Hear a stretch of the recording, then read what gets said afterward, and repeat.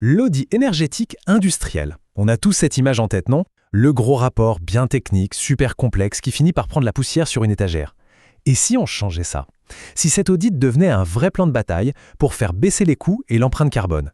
Eh bien c'est justement toute la promesse de la norme EN 16247. Faire d'une contrainte une vraie opportunité. Et voilà, tout est dit dans cette phrase. C'est vraiment le cœur du problème. Un audit qui se contente de lister ce qui ne va pas, sans proposer de solutions chiffrées, priorisées. Franchement, il ne sert à rien. C'est juste une dépense, ce n'est pas un investissement. C'est précisément pour ça que la norme européenne EN 16247 a été créée. Pour transformer cet exercice, qui est souvent juste une obligation réglementaire, en un véritable outil stratégique. Alors, comment on fait concrètement pour passer du rapport qui prend la poussière à une feuille de route qui rapporte? C'est ce qu'on va voir ensemble. D'abord, le rôle de la norme, puis on va décortiquer le processus, voir ce qui fait un rapport vraiment exploitable, identifier les pièges à éviter, et bien sûr, comment on passe de l'audit à l'action. Allez, on attaque. Première partie, le rôle de la norme. Concrètement, c'est quoi cette fameuse EN 16247? En fait, c'est assez simple. Le EN 16247, c'est un peu le mode d'emploi de l'audit énergétique de qualité à l'échelle européenne. Elle impose une méthode, une vraie, pour passer au crible l'usage et la consommation d'énergie d'un site. Le but, ce n'est pas juste de regarder, c'est d'identifier, de chiffrer et de présenter des pistes d'amélioration.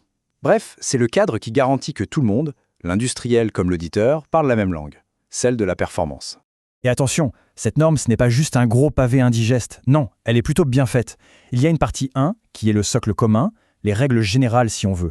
Et par-dessus, on vient greffer des parties spécifiques. Une pour les bâtiments, une pour les procédés industriels et une pour le transport. Ça permet d'avoir une méthode de base qui est la même pour tout le monde, tout en ayant une expertise adaptée à chaque gros poste de consommation. Plutôt malin, non? Bon, maintenant qu'on a vu le pourquoi, voyons le comment.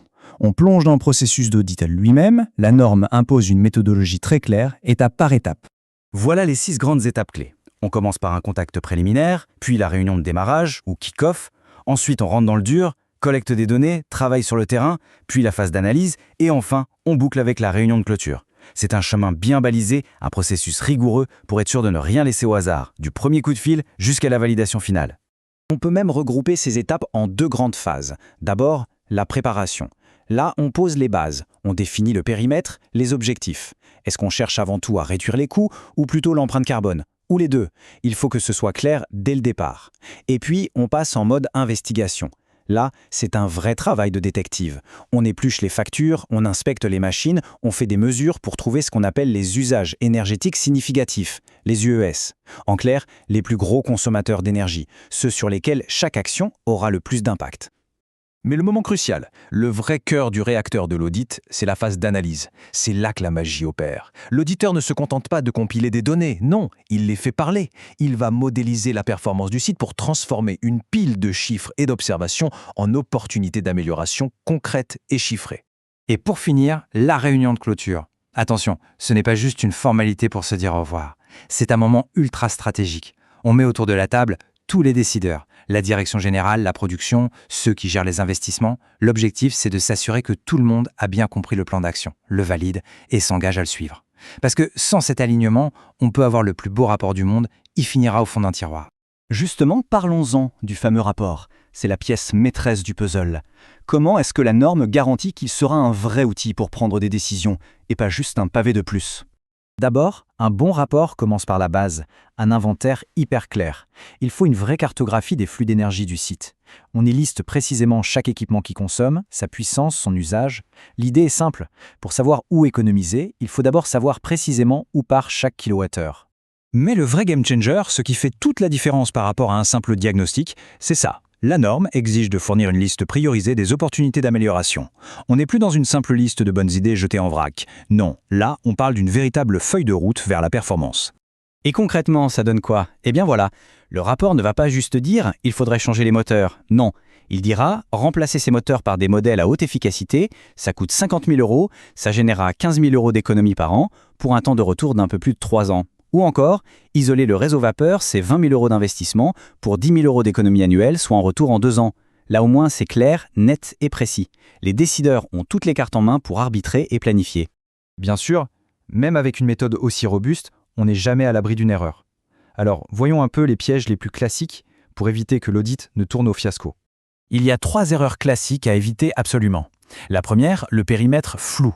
C'est la base. Si on ne sait pas ce qu'on cherche, il y a de grandes chances qu'on ne trouve rien d'utile. Deuxième piège, travailler en silo. L'énergie, ce n'est pas que l'affaire du service maintenance. Si la direction générale n'est pas dans la boucle dès le début, le rapport est mort-né. Et enfin, le manque d'indépendance. La norme est très claire. Même pour un auditeur interne, il ne doit pas être jugé parti. C'est une garantie d'objectivité qui est indispensable. Ok, on a vu le processus, les pièges à éviter. Alors maintenant, la question finale. Comment on s'assure de passer de la parole aux actes? Comment on transforme cet audit en une vraie feuille de route pour faire des économies? S'il y a une seule chose à retenir de tout ça, c'est la suivante. La norme EN 16247, ce n'est pas juste une contrainte administrative de plus, c'est un véritable levier de performance. C'est ce qui transforme une analyse technique, parfois un peu aride, en un plan d'action stratégique, chiffré et surtout directement exploitable par les décideurs. Du coup, la prochaine fois qu'un audit énergétique se profile, la question à se poser est simple. Est-ce qu'on veut juste un rapport qui fait un constat, ou est-ce qu'on exige une véritable feuille de route pour faire des économies d'énergie? Grâce à la norme, on a tous les moyens d'exiger la deuxième